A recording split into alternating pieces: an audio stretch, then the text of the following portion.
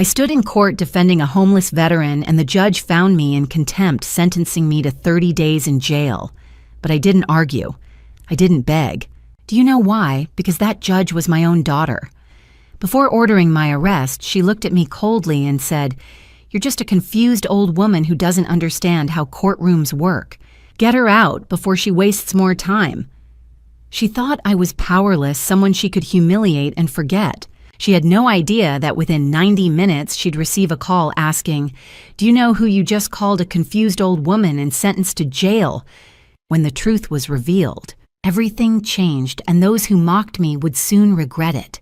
Thank you for being here with me. If this story caught your attention, I'd love to know, where are you watching from today?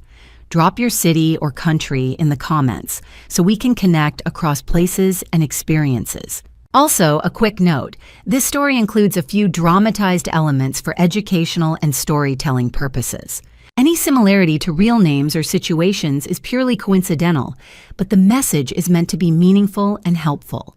I hadn't spoken to my daughter in 12 years.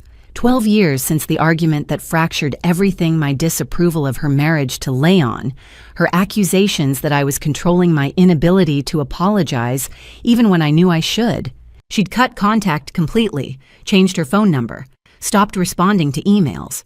I'd followed her career from a distance through legal publications and court records, watching her rise to county judge in Allentown, Pennsylvania, a position that should have made me proud.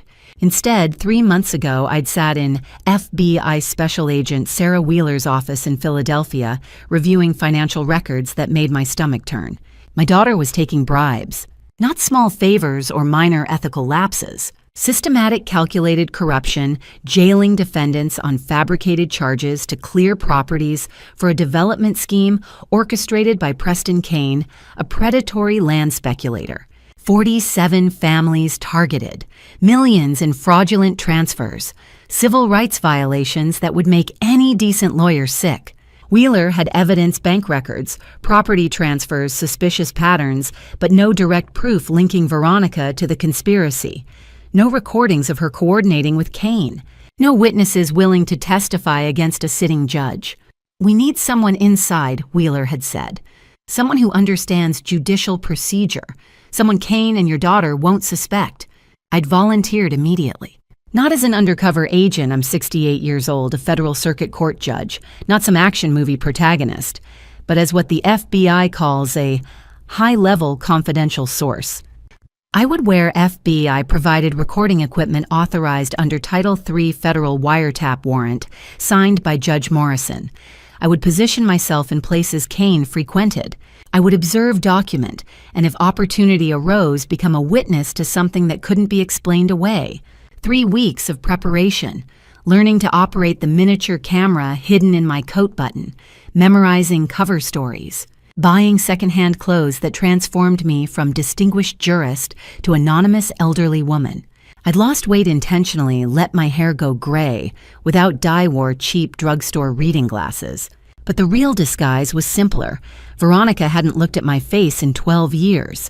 People forget details they've chosen to erase. On day 1, October 15th, 9:30 a.m., I stood on Maple Street in Allentown's old fairgrounds district, watching Preston Kane approach an elderly black man on a porch. Frank Martinez, 72 years old, Vietnam veteran, owner of 417 Maple Street for 40 years.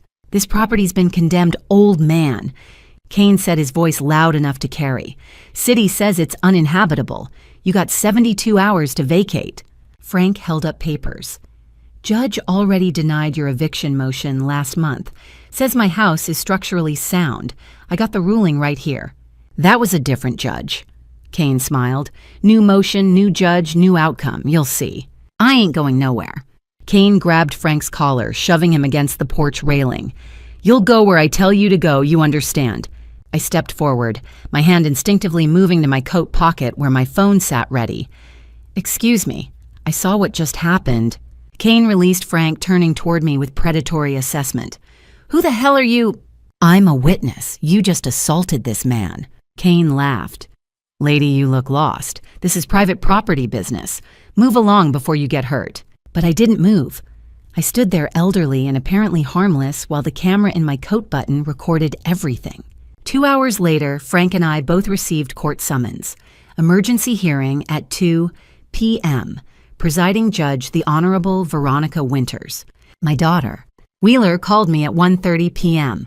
Are you sure about this? If she recognizes you, she won't, I said. She hasn't looked at me in 12 years. She's not going to start now. At 1:45 p.m., I walked into Allentown County Courthouse. Wearing my disguise and my FB, I authorized recording equipment, ready to see what my daughter had become, and ready to bring her entire corrupt world crashing down. The Allentown County Courthouse smelled like old wood and institutional coffee. I'd been inside hundreds of courtrooms during my career, but walking into this one as a defendant felt surreal. The bailiff led Frank and me through double doors. Modern courtroom, overhead lights humming, the judge's bench elevated dark wood gleaming, a handful of people scattered throughout court staff attorneys, 2 reporters. All rise for the Honorable Judge Veronica Winters. My heart stopped, but I kept my head down, shoulders hunched like an elderly woman intimidated by authority. My daughter walked through the chamber door wearing black robes, hair pulled into a severe bun, 38 years old, polished. She settled behind the bench without looking at the gallery, opened a file, adjusted her reading glasses. 12 years since we'd spoken. 12 years since the argument that ended everything. She'd made it clear she didn't want me in her life. Now I stood in her courtroom and she had no idea. Frank approached first. Your Honor, Frank Martinez representing myself. This morning Mr. Preston Kane assaulted me outside 417 Maple Street. Mr. Martinez. Veronica interrupted, not looking up. Did you file the proper motion? Your Honor, this is a preliminary complaint. Motion denied. Next case. Her voice was flat, dismissive. She still hadn't looked at Frank's face. That's what 12 years of corruption had done. She'd learned to avoid seeing defendants as human beings. Eye contact required acknowledging humanity. Easier to look at files, at paperwork, at anything except the people whose lives she was destroying. Frank stepped aside, confused and angry. I approached the podium, keeping my head down, my voice hoarse. State your name for the record, Veronica said, eyes on her screen. Evelyn Grace Winters. I watched for recognition. Nothing. She typed something, still not looking up. You're representing Mr. Martinez. I'm testifying as a witness. I saw Preston Kane assault. Ms. Winters, are you an attorney licensed in Pennsylvania? Your Honor, I'm not practicing law. I'm providing witness testimony. Ms. Winters. Veronica glanced up, but her eyes swept past me dismissively. You're disrupting court proceedings. Sit down. Your Honor, a man was physically attacked. I said sit down. Veronica's jaw tightened. Bailiff, if Ms. Winters speaks again without permission, remove her. But I couldn't stop. This was why I was here. Your Honor, this court is facilitating an unlawful eviction scheme. Preston Kane is using fabricated condemnation orders to... That's enough. Veronica's voice cracked through the courtroom. She finally looked directly at me, but her eyes held only contempt, no recognition. 12 years of estrangement plus deliberate blindness equals invisibility. You are in contempt of court, Ms. Winters. A lawyer at the prosecution table stood. Your Honor, perhaps a warning. 24 hours in county holding, Veronica said coldly. Maybe that will teach you some respect for judicial authority. Even her own attorney looked surprised. Bailiff, remove this woman from my courtroom. Get her out of here before she wastes any more of the court's time. Officer David Miller, the court security officer, approached along with another bailiff. Miller was early 40s professional demeanor, someone who'd probably worked courthouse security for years. He gestured for me to stand. Ma'am, let's go, he said quietly. I didn't resist. The camera in my coat was recording everything Veronica's voice, her casual cruelty, her complete dismissal of testimony that threatened her corrupt enterprise. As Miller led me toward the holding area, I glanced back once. Veronica had already moved to the next case, her expression unchanged, my existence forgotten the moment I left her sight. She had no idea she'd just sentenced her own mother to jail, and she had no idea what was coming next. The holding cell smelled like despair and industrial cleaner, but it also smelled like opportunity. Officer Miller unlocked the heavy door and gestured me inside. Winters, This is your stop." I stepped in. Concrete walls, fluorescent lights, a metal bench bolted to the floor, small barred window near the ceiling. 2 women already occupied the space. The younger one, maybe 22 thin, clutching a manila folder like a lifeline, looked up with red-rimmed eyes. The older woman, mid-40s, with short graying hair, sat against the wall with the weary posture of someone who'd been through this before. Leon closed the door behind me. The lock clicked. His footsteps echoed down the corridor. The older woman studied me. "What did you do, jaywalk?" I sat on the bench. "Contempt of court. Told the truth." She laughed bitterly. "Yeah, that'll do it in Judge Winters' courtroom." The younger woman looked up. "You had Judge Winters, too. Just now, about 30 minutes ago. Welcome to the club." The older woman extended her hand. "Darlene Wolfe." I shook it. "Evelyn." The younger woman didn't offer her hand, just held that folder tighter. "Amber Reed." "What are you in for, Amber?" Her voice was barely a whisper. "I missed a court date. I was at my mother's funeral. Judge Winters gave me 60 days. 60 days for missing court during a funeral." I kept my expression neutral. "And you, Darlene?" 45 days for a $50 parking ticket I couldn't pay. Lost my job while I was locked up. Lost my apartment. My kids are with my brother now. I thought about the small device behind my ear, recording everything. Wheeler would hear this. The FBI would hear this. "How long have you been here?" 3 days, Darlene said. "Amber's been here a week." Amber's hands trembled on the folder. I was supposed to start my paralegal certificate program. I had a scholarship. They gave my spot to someone else. "What's in the folder, Amber?" She hesitated, then slowly opened it. Papers spilled onto her lap. Foreclosure notices, bank statements, letters with Cedar Consulting LLC letterhead. My public defender said to throw these away, that they didn't matter, but I kept everything. She looked at me with desperate eyes. "They took our house. Judge Winters signed the foreclosure order. My mom died 6 months after we lost it. The stress..." Her voice broke. I leaned forward carefully. "Can I see?" She handed me a document. Foreclosure notice for a property on Oak Street, signed by Judge Veronica Winters. The date 8 months ago. The reason, unpaid property taxes.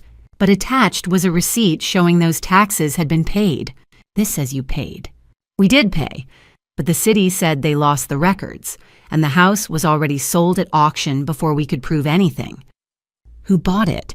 Preston Kane Development. There it was, the connection Wheeler had told me about. Kane, Veronica, Cedar Consulting, a pipeline designed to steal homes and jail anyone who resisted.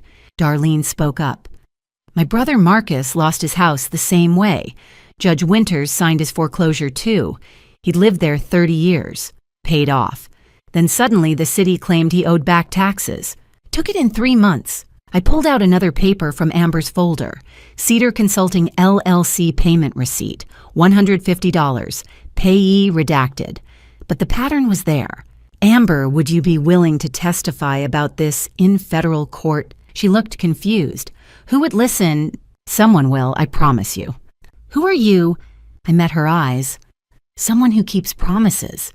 Darlene stood as footsteps approached outside. A guard called through the bars. "Wolf, your ride's here." Darlene gathered her things, turned back to me. "Good luck.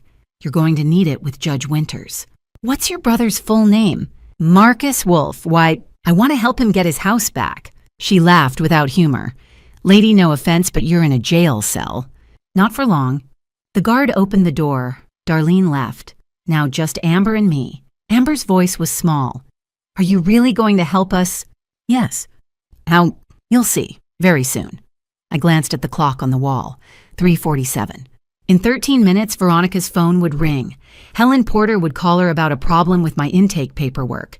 Veronica would discover she'd just jailed a federal appeals court judge, her own mother, and her world would begin to end. I looked at Amber. "Keep those documents safe. The FBI is going to need them." "The FBI, trust me." The clock ticked forward. 3:48. 12 minutes. I didn't know what was happening in Veronica's chambers while I sat in that holding cell documenting Amber and Darlene's stories. But later weeks after the arrests, during one of many debriefing sessions, Wheeler told me exactly what transpired at 3:25 p.m. on October 15th. Veronica had returned to her chambers, still irritated about the disruption I'd caused. She'd poured coffee, settled behind her desk, ready to review afternoon case files. Leon would pick her up at 5 o'clock p.m. They had dinner reservations, but something nagged at her. That woman's voice. The name, Evelyn Winters. "You kept your maiden name after marrying my father." Wheeler told me later, reconstructing events from courthouse security footage and computer logs. "Your daughter kept it too after marrying Leon. Common last name, sure. But combined with Evelyn Grace..." According to Wheeler, Veronica had pulled up the county booking system, something judges rarely did personally. She'd typed my name into the search bar. The record appeared immediately. Winters Evelyn Grace. Dobb, March 17, 1958. Charge contempt of court. Arresting Judge Winters Firth. Last known address, Philadelphia, PA. Wheeler said Veronica sat frozen staring at the screen for almost 2 minutes. Then she'd pulled up my driver's license photo from the DMV database, a privilege judges technically weren't supposed to use for personal reasons. But Veronica had stopped caring about ethical boundaries years ago. My photo appeared, taken 3 years earlier. Heavier, professionally styled hair, expensive clothes, but unmistakably me. The security camera in her office caught her putting her head in her hands. Wheeler said. She sat like that for 5 minutes. Then she picked up her phone and called Leon. Wheeler had the recording. Veronica's office was already under Title III federal wiretap authorization. Judge Morrison had signed the warrant 6 weeks earlier after reviewing evidence of systematic civil rights violations. On the call, Veronica's voice shook. "I just did something terrible. Mom was here, in my courtroom, and I didn't recognize her. Leon, what your mother Evelyn..." "Veronica, she testified in a case. I held her in contempt. I sent her to county holding for 24 hours. Leon, Jesus Christ, Veronica. How did you not..." "Veronica. I don't know. She looked different. Older. I didn't look closely. I never looked closely at them."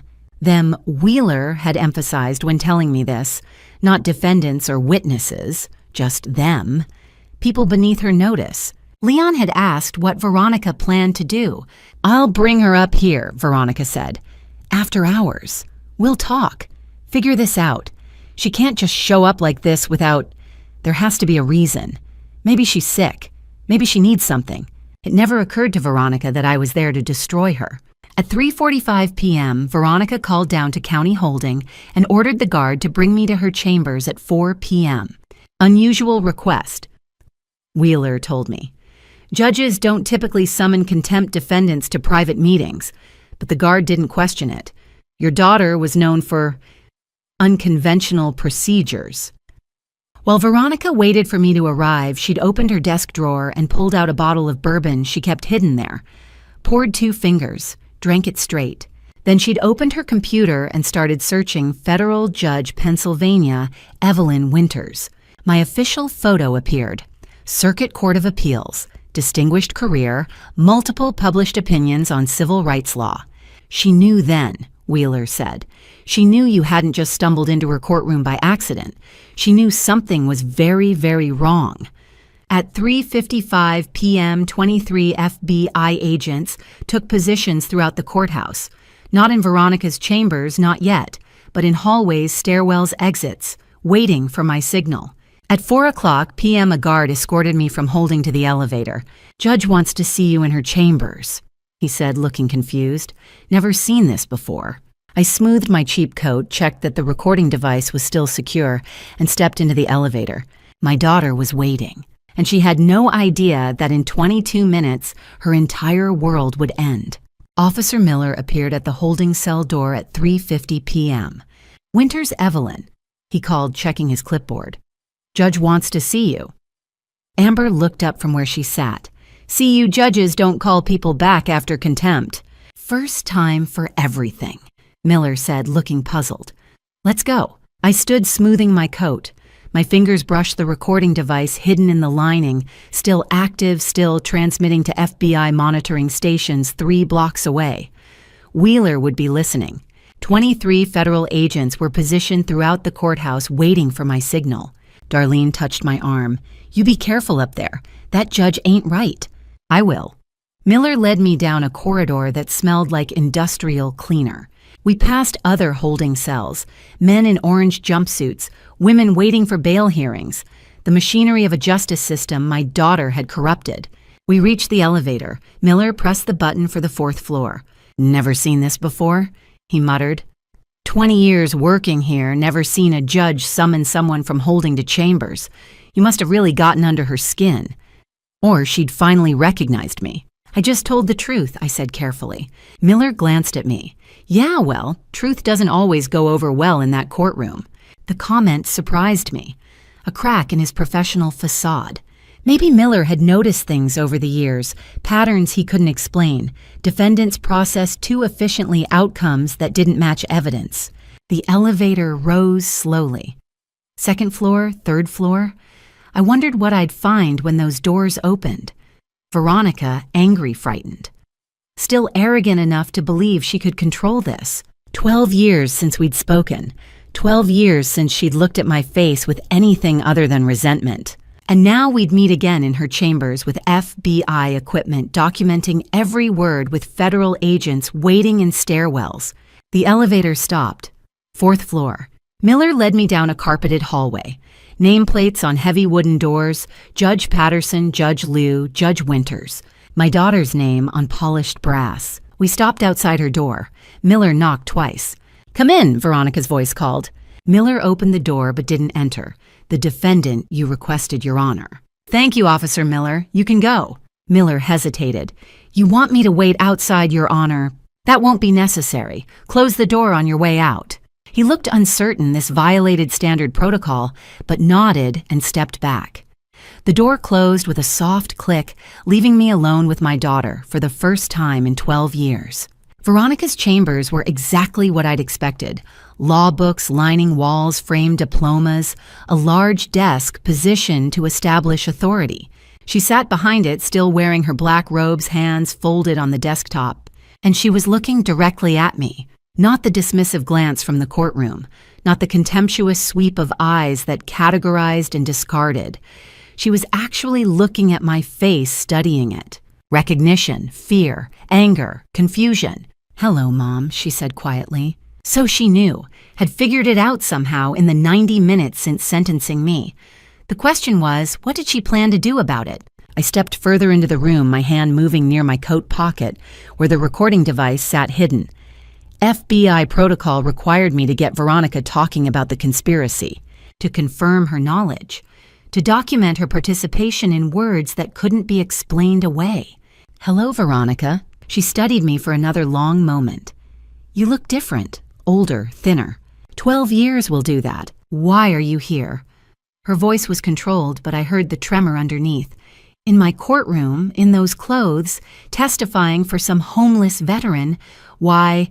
I could have answered gently, could have appealed to whatever remained of the daughter I'd raised.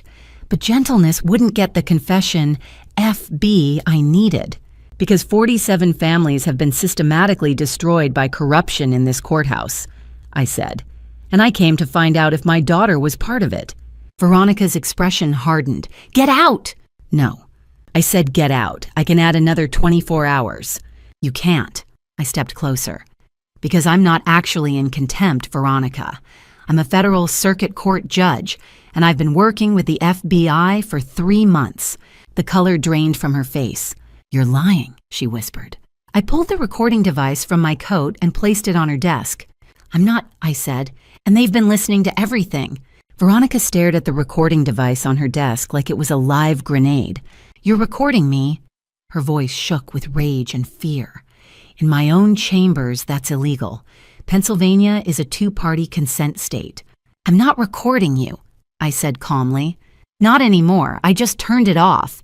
Her eyes snapped to mine. "What?" "The device I wore into your courtroom this morning was authorized under Title III federal wiretap warrant. It recorded Preston Kane assaulting Frank Martinez. It recorded your courtroom proceedings, which are public record anyway. But this conversation," I gestured to the device sitting between us, "this is off the record. I don't believe you." You don't have to believe me, but I'm telling you the truth because I need you to understand something. The FBI isn't relying on anything I've recorded personally. They already have everything they need to prosecute you." Veronica's face went white. "What are you talking about?" I walked to her bookshelf, running my fingers along the spines of law books I'd probably bought her as graduation gifts years ago. Title III authorization isn't just for recording devices people wear, Veronica. It's for wiretaps on phones, computers, and physical spaces. You can't wiretap a judge's chambers. Actually, we can, when there's probable cause that crimes are being committed in those chambers. I turned back to face her. Judge Morrison signed the warrant 6 weeks ago. This office has been under audio surveillance since September 1st. Her hand moved instinctively to her desk phone, her computer, as if she could see the monitoring equipment hidden inside. Every phone call I continued.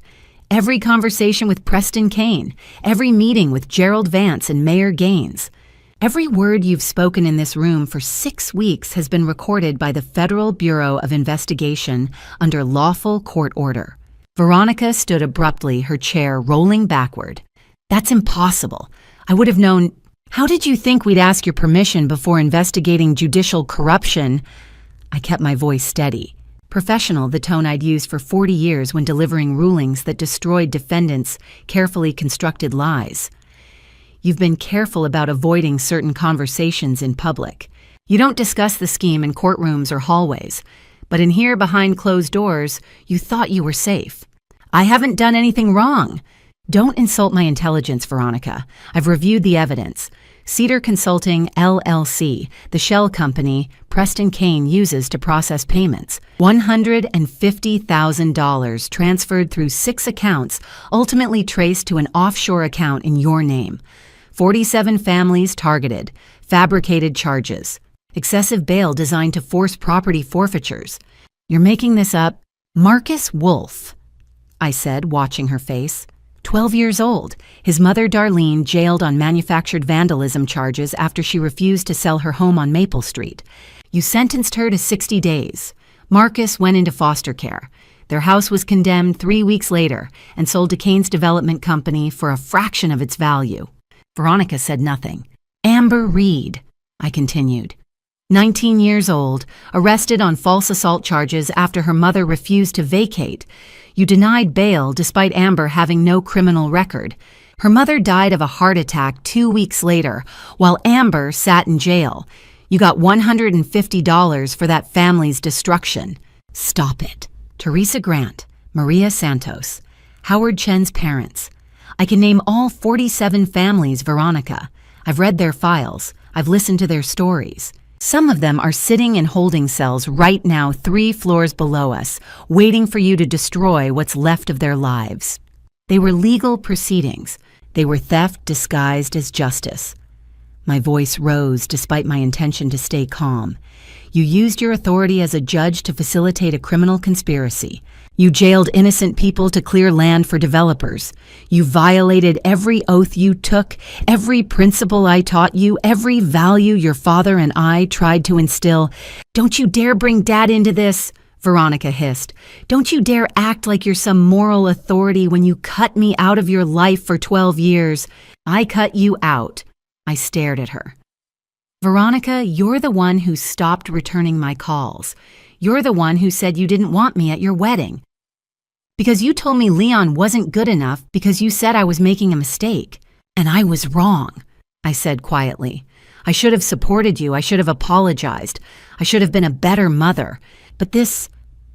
I gestured to her chambers, to the courthouse around us, to the corruption she'd built. This has nothing to do with our family problems. This is about you choosing greed over justice. Veronica sank back into her chair, her hands trembling. Why? I asked. Just tell me why. You had everything a judgeship, respect, a career. Why would you risk it all for bribes?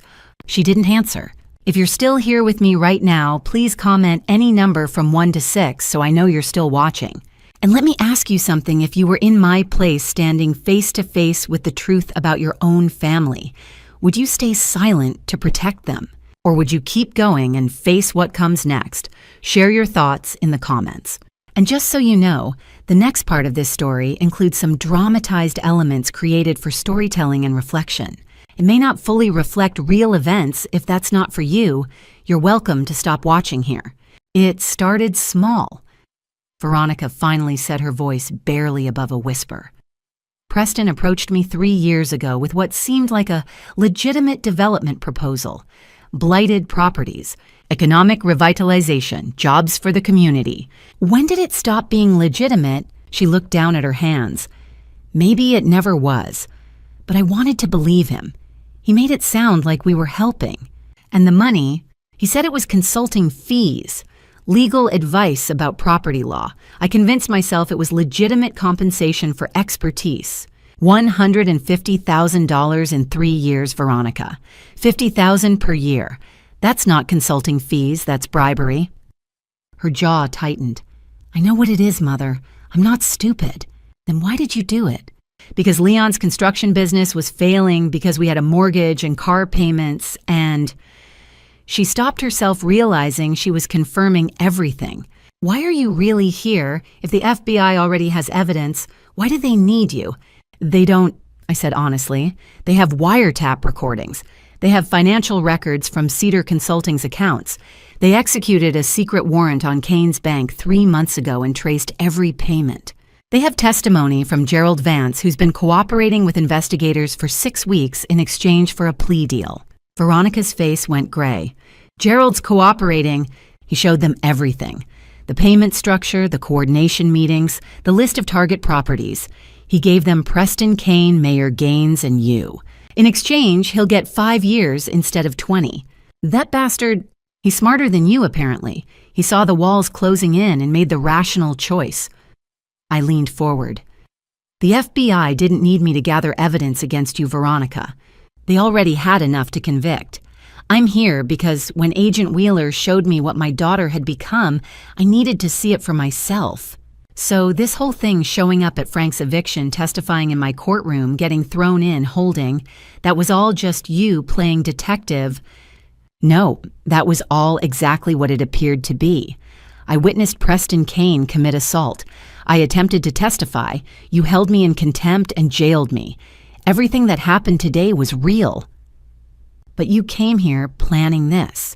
You came to Allentown specifically to find out if the evidence was true. I interrupted. To see if my daughter had really become the kind of judge who would jail innocent people for money.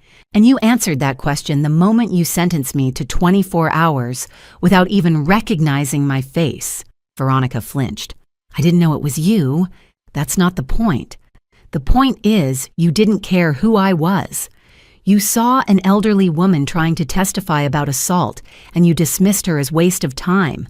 You've done it so many times that you don't even see people anymore. Just obstacles. Just numbers. Just opportunities for Preston Kane to profit. I never hurt anyone.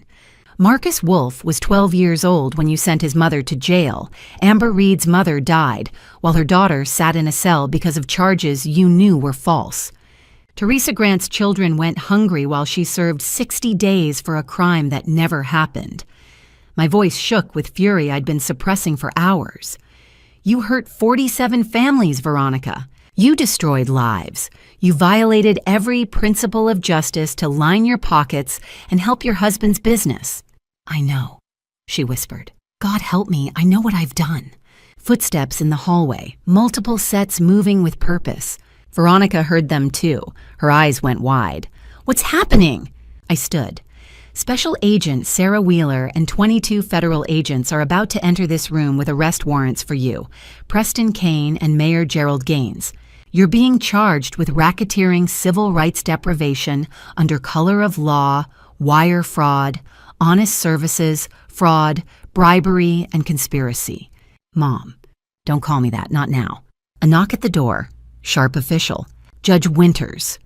Wheeler's voice called from outside. FBI, we have a warrant. Veronica looked at me with tears streaming down her face. Please. I walked to the door and opened it. 20 agents and FBI windbreakers flooded into the chambers.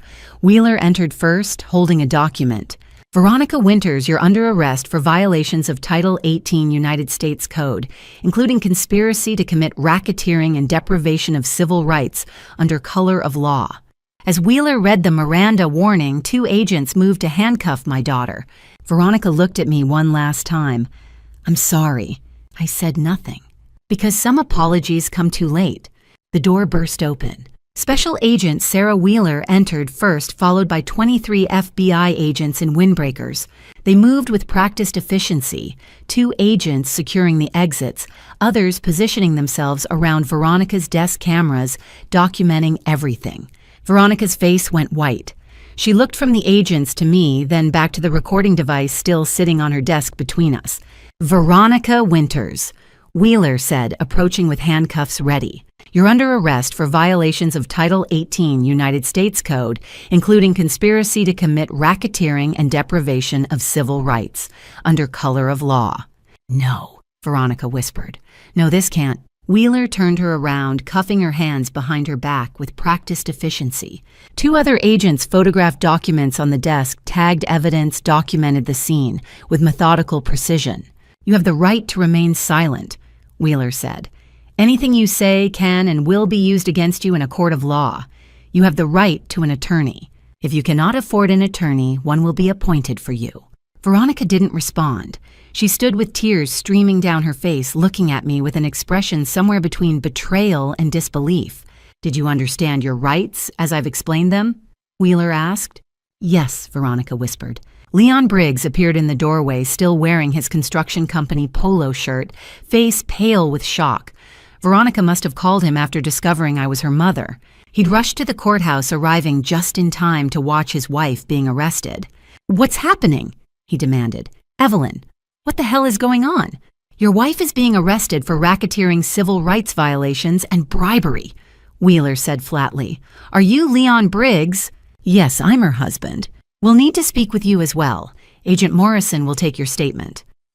A female agent guided Leon into the hallway. He looked back at Veronica, once his expression unreadable, then disappeared. Gerald Vance stood near the bookshelf, Veronica's attorney, the man who'd been cooperating with FBI for 6 weeks in exchange for a reduced sentence. He looked simultaneously relieved and guilty. Gerald, Veronica said, her voice breaking, you told them everything. He wouldn't meet her eyes. I had no choice, Veronica. They had bank records. They had recordings. They gave me a way out, and I took it. We trusted you. You involved me in a criminal conspiracy, Gerald said quietly. I'm sorry, but I'm not going to prison for 20 years because you and Preston got greedy. Wheeler's phone buzzed. She checked it, then looked at me. Kane and Gaines are in custody. Simultaneous arrests, no incidents. Preston Kane arrested at his office. Mayor Gaines arrested at City Hall. 3 arrests. 3 corrupt officials who'd used their positions to destroy 47 families. What about Amber Reed? I asked Wheeler. The girl in holding downstairs, fabricated assault charges. Already processed for immediate release, Wheeler said. She'll be out within the hour. All charges dropped, record expunged. Same for Darlene Wolfe and 6 others currently in custody on charges originating from Judge Winters' courtroom. Veronica flinched at that, the casual mention of her courtroom, her cases, her systematic abuse reduced to bureaucratic procedure. Mom, she said, her voice small and broken. Please, tell them I cooperated. Tell them You cooperated with nothing. I said, my voice steady. You confirmed what they already knew. You confessed because you had no other choice. Don't expect me to help you now. I'm your daughter. You're a criminal who betrayed your oath and destroyed innocent families. I looked at her directly. You're my daughter, yes, but that doesn't change what you've done. And it doesn't change what happens next. Wheeler gestured to 2 agents. Transport her to federal holding. Arraignment tomorrow morning, 9 a.m. Judge Morrison will preside. They led Veronica toward the door. She looked back at me one last time, mascara running, black robes, disheveled hands, cuffed like any other criminal. I'm sorry, she whispered. I said nothing. Officer Miller appeared in the doorway looking stricken. Ms. Winters. He couldn't finish. You didn't know Officer Miller, I said gently. None of this is your fault. I processed those people. I walked them to holding. I never questioned. His voice cracked. You trusted the system, I said. That's not a crime. What she did was the crime. Wheeler approached me quietly. You okay? No, I said honestly. But it's done. We'll need your formal statement tomorrow. I'll be there. I stood alone in Veronica's chambers, listening to footsteps fade agents securing evidence, the courthouse slowly returning to normal. 47 families would get their lives back. My daughter would spend the next 12 to 20 years in prison, and I would spend the rest of my life wondering if I'd made the right choice. Amber Reed had been in that cell for 3 days. She walked out in 3 minutes. I stood in Helen Porter's office. She typed frantically, pulling up case files. Justice Winters. I'm processing the release, but there are procedures. Normally, 48 hours for contempt. How long? Tomorrow afternoon at earliest? Helen, Judge Winters has been arrested for corruption. Every sentence she issued today is suspect. Release Amber Reed immediately. I don't have that authority. Then who does? Chief Judge Kaplan. He's in Harrisburg until tomorrow. I pulled out my phone. What's his number? She wrote it down. I dialed. Judge Kaplan. Gruff, cautious. Judge Kaplan, this is Justice Evelyn Winters, 3rd Circuit. I need you to authorize emergency release of all defendants sentenced today. The sentences are tainted by corruption. Silence. Then, send me the documentation. I'll sign within the hour. Thank you. Helen's fingers flew. 5 minutes later, a release form printed. Signed. Stamped. Footsteps in the stairwell. Leon appeared with Amber beside him. She looked confused, frightened. What's happening? Am I being transferred? Leon's voice was gentle. No, Miss Reed, you're being released. Released? But I have 57 days. Not anymore. Amber saw me, you, from the cell. My name is Evelyn Winters. Her eyes widened. Winters, like Judge. I'm her mother, and I'm a federal appeals court judge, and I kept my promise. Tears filled her eyes. How? Judge Winters has been arrested. Your sentence is vacated, but I need you to do something. I handed her a business card, Agent Wheeler's number. Those documents you showed me. Testify to the FBI. She clutched the card. Will I be safe? I'll make sure of it. And Amber, you wanted to be a paralegal. When this is over, call me. I'll help you finish your degree. Why are you doing this? Because someone should have a long time ago. Leon escorted us to the entrance. Outside, news vans lined the street. Reporters gathering. There are reporters, Leon said quietly. I'm not making a statement. I looked at Amber. But you can, if you want. We pushed through the doors. Camera flashes, microphones. Justice Winters. Can you confirm your daughter's arrest? I kept walking. Miss, were you in Judge Winters' court? Amber stopped, turned to the cameras. I stepped back. Let her have this. Yes. Her voice grew stronger. I was sentenced to 60 days for missing court. I missed it because I was at my mother's funeral. Today I was released because someone finally listened. Questions erupted. She held up her hand. Judge Winters took 3 months of my life. She took my chance at school, but she didn't take my voice. And now people are listening. I watched from the steps. This young woman shouldn't have needed rescuing, but she'd survived. And now she was speaking. My phone buzzed. Wheeler. We have Kane, arrested at airport, bail hearing, tomorrow 9 a.m. Can you testify? I typed back. Yes. Amber finished, walked back to me. What happens now? Now you rebuild your life, and you help us make sure this never happens to anyone else. She nodded. Thank you, Justice Winters. Go home, Amber. Get rest. Agent Wheeler will call tomorrow. I watched her walk down the steps, free. My phone buzzed again. Kane denied bail, moving on mayor tomorrow. I looked back at the courthouse, where my daughter had sold justice, where she destroyed lives. Tomorrow we'd dismantle the rest of the machine. Preston Kane made it 40 feet from his private jet before the FBI caught him. The next morning I sat in federal court. Judge Morrison presided, silver hair, steel expression, the kind of judge who'd built a career on not being impressed. United States versus Preston Arthur Kane. Bail hearing. He looked down at the file. Mr. Kane, you're charged with conspiracy to commit racketeering, bribery of a public official, and wire fraud. How do you plead? Kane stood in an expensive suit, still defiant. "Not guilty, Your Honor." Prosecutor Sarah Mitchell rose, sharp voice, efficient. "Your Honor, Mr." Kane was apprehended at Lehigh Valley International Airport attempting to board a private flight to the Cayman Islands with $400,000 in cash and falsified documents. He is an extreme flight risk. Kane's attorney objected. "My client is a respected businessman with deep community ties." "Your Honor," Mitchell interrupted, "the prosecution calls Justice Evelyn Grace Winters." I walked to the witness stand, raised my right hand, sworn in.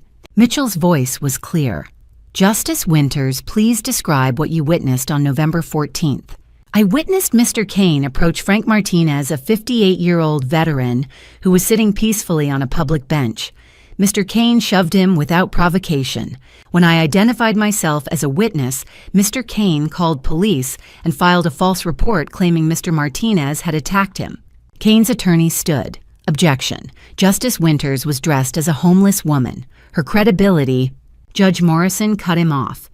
Overruled. Justice Winters' attire doesn't affect her credibility as a federal judge. Continue. Mitchell held up documents. "Your Honor, we have financial records showing Mr. Kane paid Judge Veronica Winters $150,000 over 14 months to expedite foreclosures and incarcerate residents on fabricated charges." Judge Morrison's expression went from neutral to granite. "Bail is denied. Mr. Kane is remanded to federal custody pending trial." The gavel fell. Kane's face drained of color. 2 hours later, FBI conference room. Wheeler sat across from me, Sarah Mitchell beside him, Gerald Vance at the end of the table looking like he'd aged a decade overnight. "I want immunity," Gerald said quietly. Mitchell's voice was ice. "Tell us what you know first." Gerald pulled out a folder. His hands trembled. "Preston came to me 2 years ago with a plan. He'd identified the old Fairgrounds district as prime real estate, historic black neighborhood, elderly homeowners, property values artificially low. He needed the land cleared fast." Wheeler leaned forward. He approached Mayor Gaines first. Gaines introduced him to Veronica Winters. She'd just been appointed. Gerald opened the folder. Bank statements. Transfer records. They set up Cedar Consulting LLC as a pass-through. Kane paid Cedar. Cedar paid Veronica and the mayor. Veronica signed foreclosures without review. Mayor condemned properties for code violations. Kane bought them at auction for nothing. "How many properties?" Mitchell asked. 47 total, 23 families already displaced." I kept my face neutral. But inside, something twisted. My daughter had done this to 47 families. And the incarceration pipeline. Wheeler's voice was quiet. Gerald looked down at his hands. "That was Veronica's idea. Anyone who protested got minor charges: trespassing, disorderly conduct, contempt. She'd sentence them to jail. While locked up, they'd miss mortgage payments, court dates, lose jobs. Then foreclosure became easy." The room went silent. Wheeler's phone buzzed. He stepped out, returned 2 minutes later. "Agents just arrested Mayor Gaines at his office." An hour later, I walked through the FBI building hallway. Mayor Gaines stood there in handcuffs between 2 agents, mid-50s, expensive suit wrinkled, face red with anger. He saw me, stopped. "You're Veronica's mother." I didn't answer, kept walking.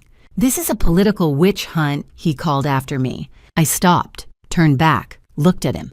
He seemed to expect a response. I gave him 3 seconds of silence. Let him see exactly what I thought. Then I turned and kept walking. "Some people don't deserve your words." Outside, I called Wheeler.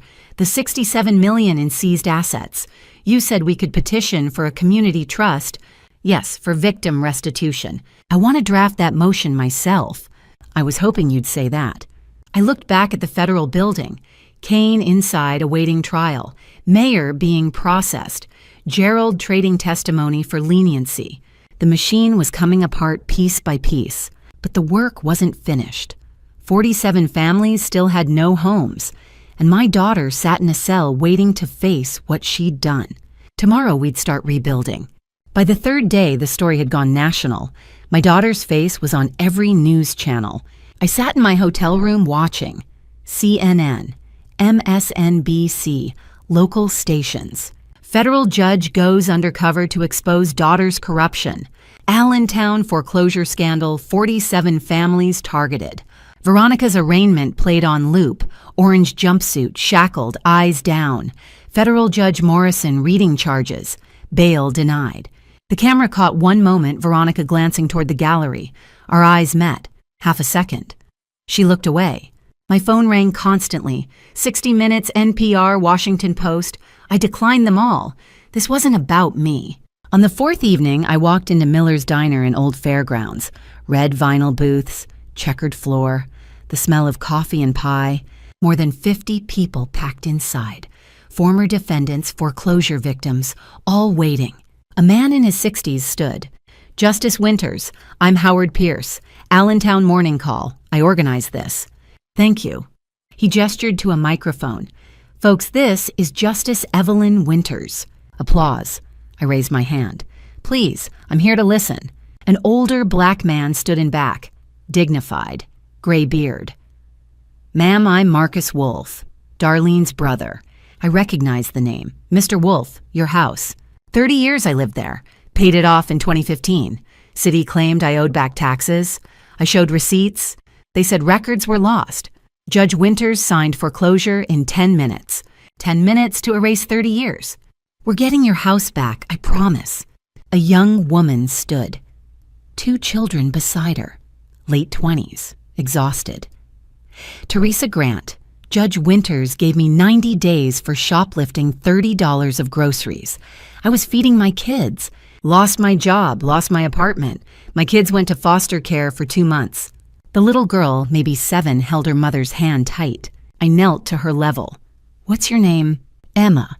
Emma, your mom is brave. What happened wasn't fair. We're going to make it better. Teresa wiped her eyes. How? I stood. The FBI seized $67 million in assets. We're petitioning to place it in a community trust for restitution, to return homes, to rebuild. Howard stepped forward, held up documents. Justice Winters. I've been investigating this 2 years. I have emails between Mayor Gaines and Preston Kane. They specifically targeted this neighborhood because it's historically black. They thought residents wouldn't fight back. Anger rippled through the room. We're adding civil rights violations to the charges, I said. This wasn't just corruption, it was racial targeting. Marcus spoke. When do we get our homes back? Trust fund hearing next week. If approved, restitution begins immediately. Mr. Wolf, your house is standing. You'll be among the first to return. The next afternoon, I walked Old Fairgrounds with Wheeler. November wind bit through my coat. Empty lots, boarded windows, construction equipment idle. Wheeler checked his tablet. 31 properties standing, 16 demolished. Can we rebuild the 16 with $67 million? Yes. Time, but yes. We stopped at 417 Maple Street. Marcus Wolf's house. 2-story. White paint peeling, but solid. He'll be back within a month, Wheeler said. I looked down the street, saw what this neighborhood had been, what it could be. This is what justice should look like. Restoration, not punishment. Wheeler's phone buzzed. Mayor Gaines just entered guilty plea, cooperating against Kane. Good. We walked back. My phone rang. Unknown number. Justice Winters. Justice Winters, Federal Bureau of Prisons. Your daughter, Veronica Winters, has requested a visit. Will you come? I stopped walking. 6 days since her arrest. 6 days since I'd seen her. Ma'am.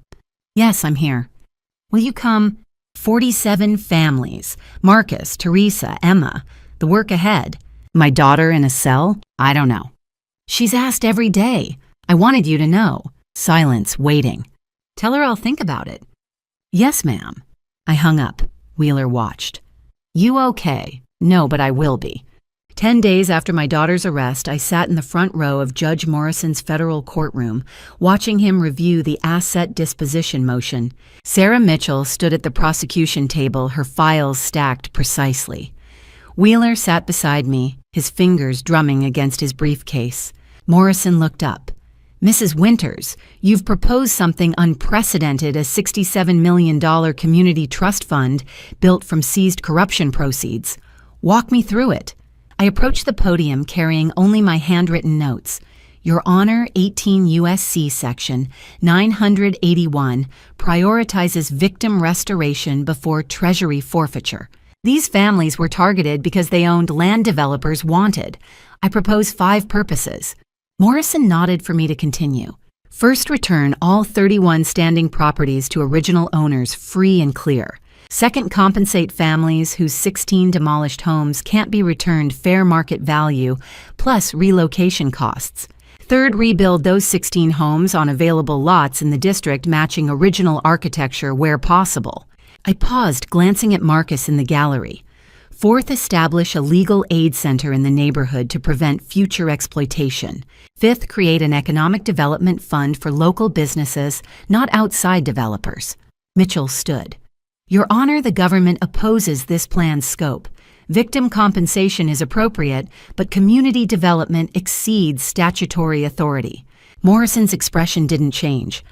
Ms. Mitchell, these victims lost more than property. They lost neighborhood stability, generational wealth, community cohesion.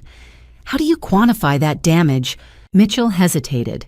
The government withdraws its objection, Your Honor. Morrison turned back to me. Who administers this trust? A 7-member community board. I said, I recommend Marcus Wolf, Darlene's son, whose home still stands, Howard Chen, the architect who documented everything, Darlene herself, Amber Reed, who represents the younger generation, 3 additional community members appointed by consensus. Not yourself, Morrison asked. No, Your Honor. This community should control their own restoration. I was the catalyst, not the savior. Morrison addressed Marcus directly. Mr. Wolf, you were 12 years old when your house was condemned. What do you want? Marcus stood, his voice steady. I want my house back, Your Honor. The one with the porch my grandfather built. It's still standing on Maple Street. I want to bring my mother home. Morrison closed the file. The court approves the Community Trust Fund as proposed. All 31 properties return to original owners immediately. 16 compensation packages will be calculated at fair market value, plus documented expenses. Rebuilding begins within 90 days, subject to community board approval of designs. The Legal Aid Center receives 20% of remaining funds. Economic development grants require quarterly reporting. He looked around the courtroom. This trust operates under 10-year court monitoring with quarterly audits. The board meets monthly minutes filed publicly. Any developer approaching board members faces immediate investigation. This community was nearly destroyed by greed disguised as justice. We're rebuilding it with justice disguised as mercy. His gavel fell. So ordered. Outside, Marcus hugged Darlene while Howard made calls about property inspections. Amber stood with Frank, both of them crying. Mitchell approached me carefully. That was decent of you, she said, declining the board seat. They didn't need me controlling their future, I said. They need their power back. Wheeler touched my elbow. Judge Morrison signed something else. He handed me a document, a visitor authorization for FCI Allentown valid immediately. My daughter's prison. The place I'd been avoiding for 10 days. She's been asking for you, Wheeler said quietly.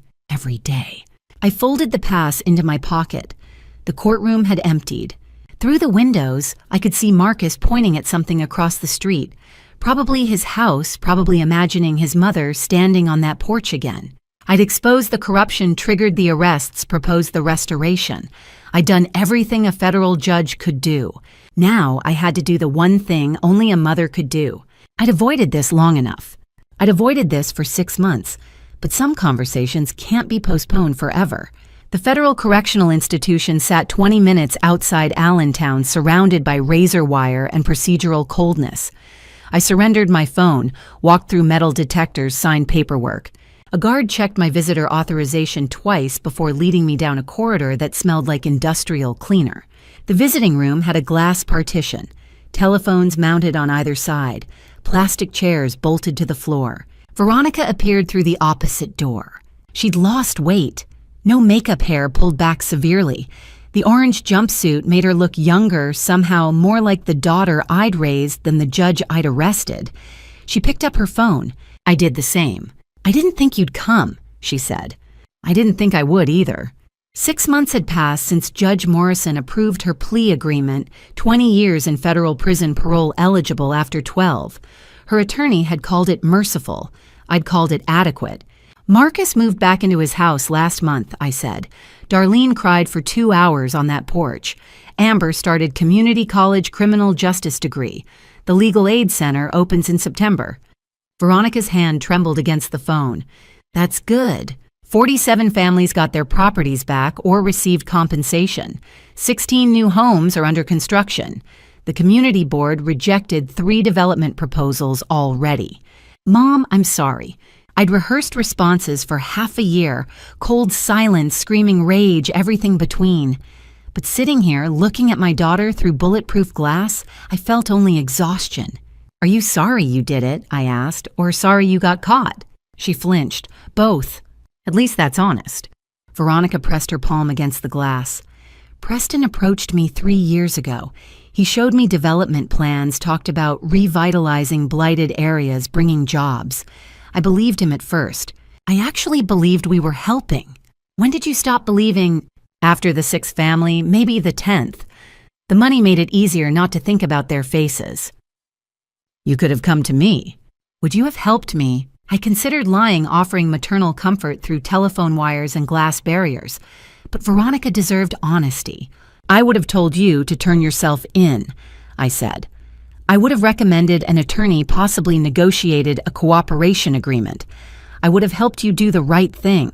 That's not the same as protecting you from consequences. She nodded slowly. Leon hasn't visited. He sent divorce papers last month.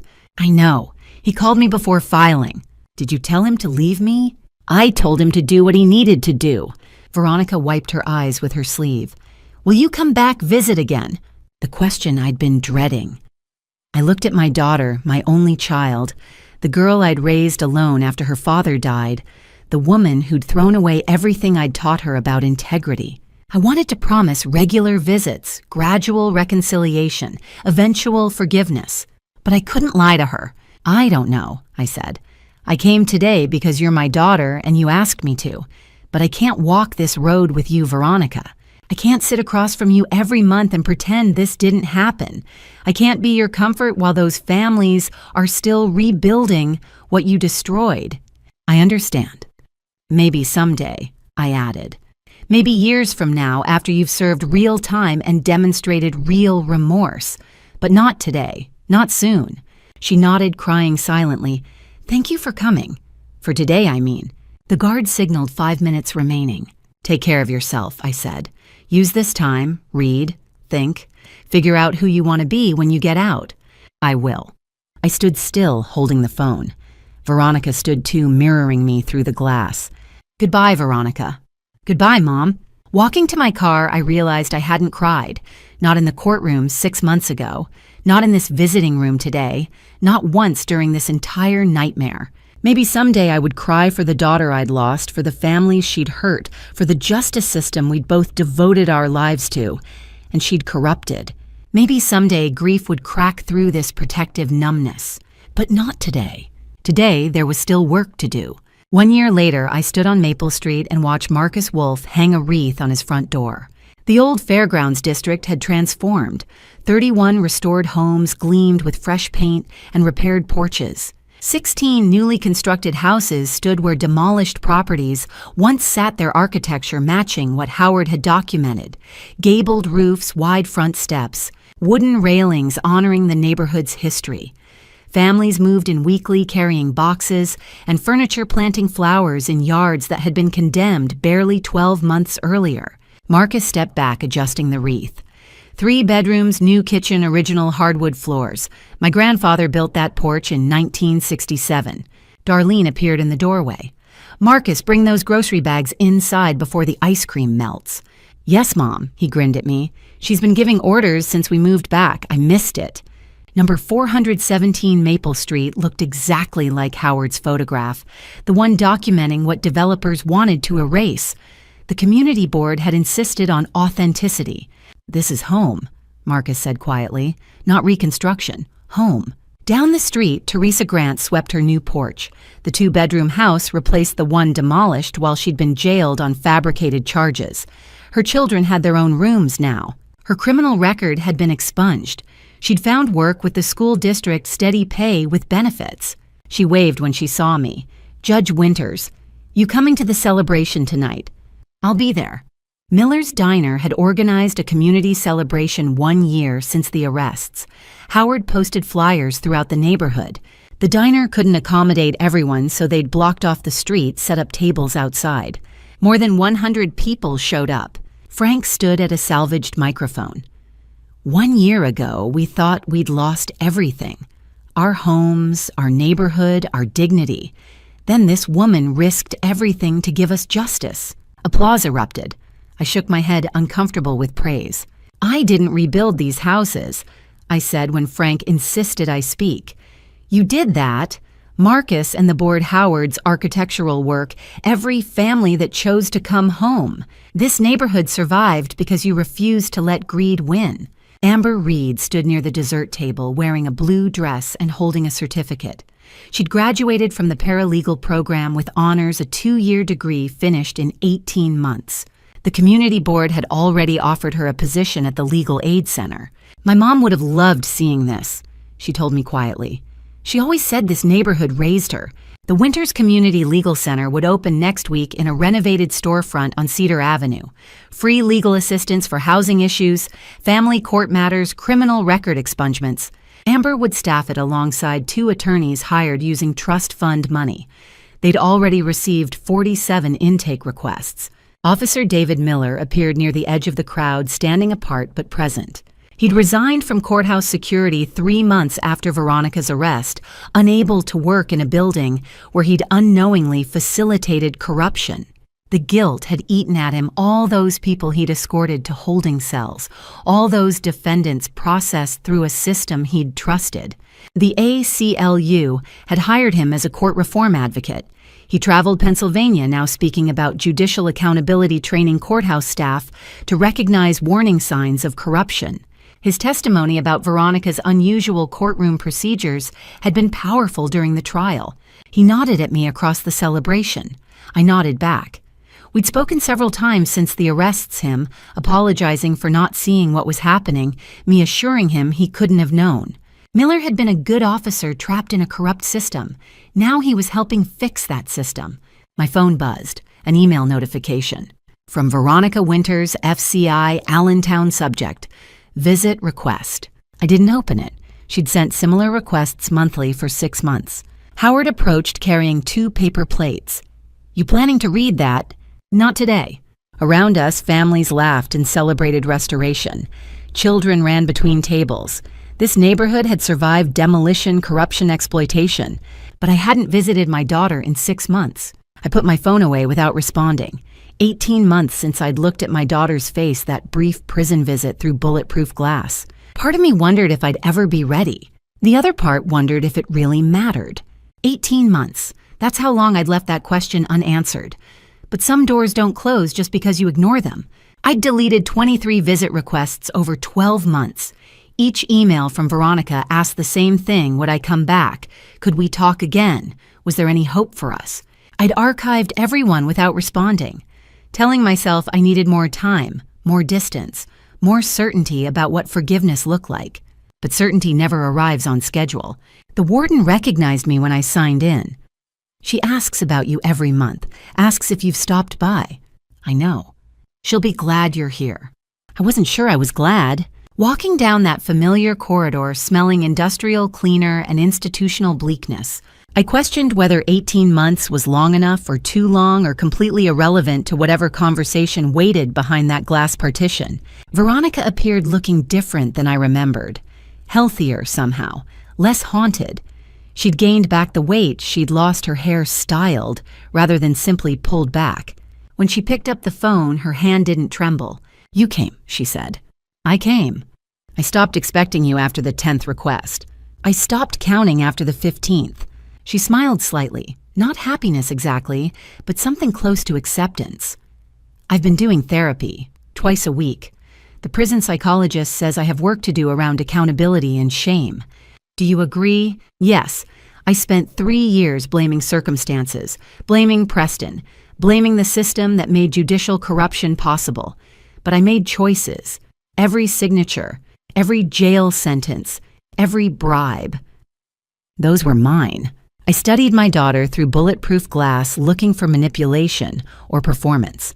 But her eyes held something I hadn't seen during our first visit, genuine remorse that went deeper than regret about consequences.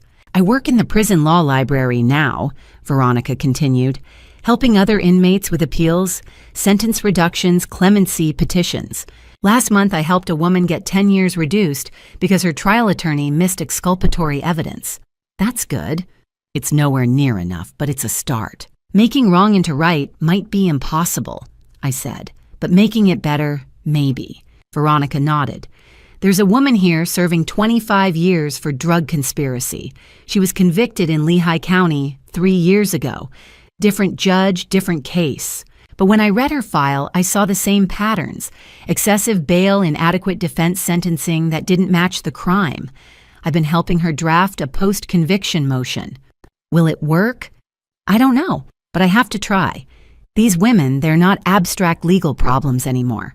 They're people whose lives got destroyed by a system I helped corrupt. I thought about Marcus and Darlene Teresa and her children Amber rebuilding her life from fabricated charges. Veronica had destroyed 47 families directly.